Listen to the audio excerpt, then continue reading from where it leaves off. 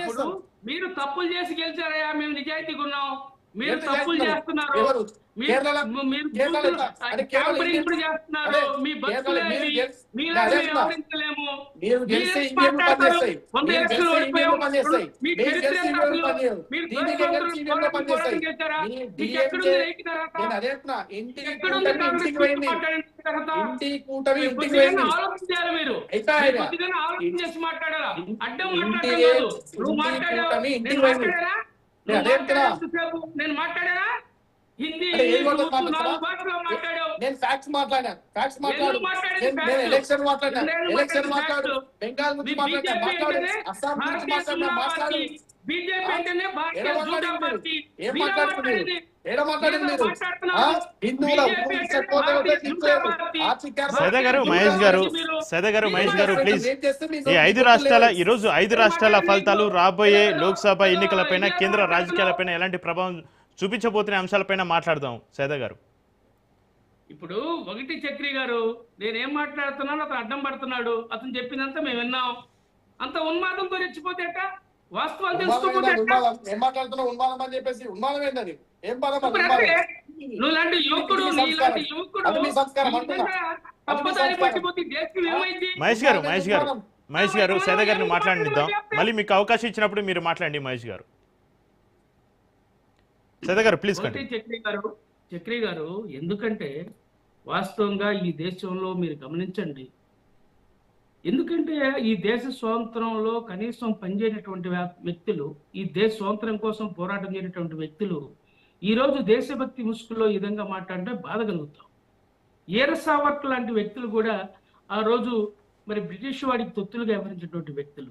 వీళ్ళు మా గురించి మాట్లాడుతూ ఉంటే, మా దేశభక్తిని గురించి మాట్లాడుతూ ఉంటే నిజంగా ఇది బాధ కలుగుతాం. వాస్తవాలు గమనించాల్సినటువంటి అవసరం ఉంది. ఈరోజు బీజేపీ అధికారంలో ఉందా లేదా, లేకపోతే కాంగ్రెస్ ఓడిపోయిందని కాదు ఇక్కడ సమస్య. వచ్చిన ఫలితాలు ఏ విధంగా నాశనం అయిపోతాయి అనేది ఒకసారి మనం ఆలోచించాల్సిన అవసరం. వచ్చిన ఫలితాన్ని పునరాలోచించుకోవాల్సిన అవసరం ఉంది ఏ పార్టీ అయినా సరే. అదే ఇప్పుడు మహిళా బిల్లు ఉంది, మీకు తెలుసు. 2023లోనే అన్ని రాజకీయ పక్షాలు ఆ రోజు కాంగ్రెస్ పార్టీ ముందుండి ఆ బిల్లుకి సంపూర్ణమైన మద్దతు తెలియజేశాం. ఆ రోజు లోక్సభలో బిల్ పాస్ అయింది, రాజ్యసభలో బిల్ పాస్ అయింది, రాష్ట్రపతి గారు ఆమోద ముద్ర వేశారు, చట్టమైనది. 2023 నుంచి నిన్నటి వరకు 26 వరకు కూడా దాన్ని అమలుపరచకుండా కేవలం ఈ ఎన్నికల కోసం అని చెప్పి తీసుకొచ్చి ముందు పెట్టి దీని ముసుగులో డీలిమిటేషన్ చేసుకొని దాదాపు 800 పార్లమెంట్ స్థానాలు పెంచుకొని శాశ్వతంగా అధికారంలో ఉండాలన్నటువంటి ఒక దురాలోచనతో కేంద్రం ఆ రోజు బీజేపీ ప్రయత్నిస్తే దానికి వ్యతిరేకించాం. అన్ని పక్షాలు కూడా వ్యతిరేకించాయి. ఇది వాస్తవం. అలా కాకుండా గోబెల్స్ ప్రచారం, మహిళా బిల్లుని కాంగ్రెస్ వ్యతిరేకించింది, ప్రతిపక్షాలు వ్యతిరేకించాయని చెప్పి పెద్ద ఎత్తున దుష్ప్రచారం చేశారు, ఎన్నికల్లో లబ్ధి పొందారు. ఎన్ని వాస్తవాలు నేను చెప్పాను. ఎందుకంటే వాళ్ళకి వాస్తవాలు చెప్తే వాళ్ళు నమ్మరు, వాళ్ళు జీర్ణించుకోలేరు. ఎందుకంటే వాళ్ళు బుర్రలు ఆ విధంగా బుర్రలు నిండిపోయినాయి, విష బీజాలు నాటారు వాళ్ళ బుర్రలు. ఇలాంటి యువకులు, మహేష్ లాంటి వాళ్ళందరూ కూడా తప్పుదారి పట్టిపోతా ఉన్నారు నేను యువకులు. ఎందుకంటే ఇది వాస్తవాలు. ఇవి నేను ఎందుకు చెప్తున్నా అంటే ఈరోజు ఈ సమాజం ఏ విధంగా తయారైపోయింది అనేది మనం చూస్తూ ఉన్నాం. ఎన్నికల్లో కూడా ఈరోజు మరి మేము చెబుతున్నాం, మమతా బెనర్జీ స్వయం కృతాపరాధం, ఆమె వ్యవహరించినటువంటి అహంకారపూరిత. మేము కూడా ఎన్నికల్లో వాళ్ళకి వ్యతిరేకంగా మేము ప్రచారం చేశాం. మా రాహుల్ గాంధీ గారు గట్టిగా తీవ్రంగా మరి మమతా బెనర్జీని మరి గట్టిగా విమర్శించినటువంటి పరిస్థితి. ఇవన్నీ వాస్తవాలు. తప్పని మేము ఒప్పుకుంటాం.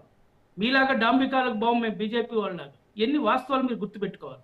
ఈరోజు మనం చూస్తున్నాం, అక్కడ కేరళలో ఉన్నటువంటి ఎల్డీఎఫ్ని ఓడించాం. 10 సంవత్సరాలు పినరయి విజయన్ ముఖ్యమంత్రిగా ఉంటే అక్కడ యూడీఎఫ్ కాంగ్రెస్ ఆధ్వర్యంలో మేము అధికారంలో రాగలిగాం.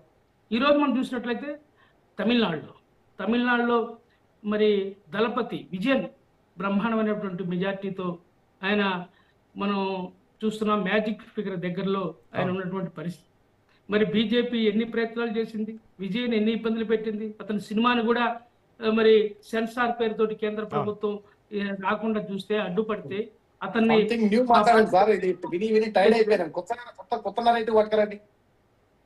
ఏమండి ఇది విని విని మేము టైడ్ అయిపోయినాం. కొత్త నరేషన్ పట్టుకుని అంటున్నాం. నరేషన్ అప్డేట్ చేయండి. మధ్యరాత్రితో నీకు అప్డేట్ కాకపోతే ఎట్లా? ఆగు సోదరా, నేను టైడ్ అయిపోలేదు. ఆగు, నువ్వు టైడ్ అవుతావు. ఆగు. ఇంత తొందరపడతావు. ట్రెండింగ్ చేంజ్ అయిపోయింది. మీరు అంతా ఎనభై జోక్ చేయరు. ఎనభై సమీక్షించుకోండి. చెప్తాడు నీకెందుకు? నువ్వు సమీక్షించుకోండి కూర్చో. ఫస్ట్. నువ్వు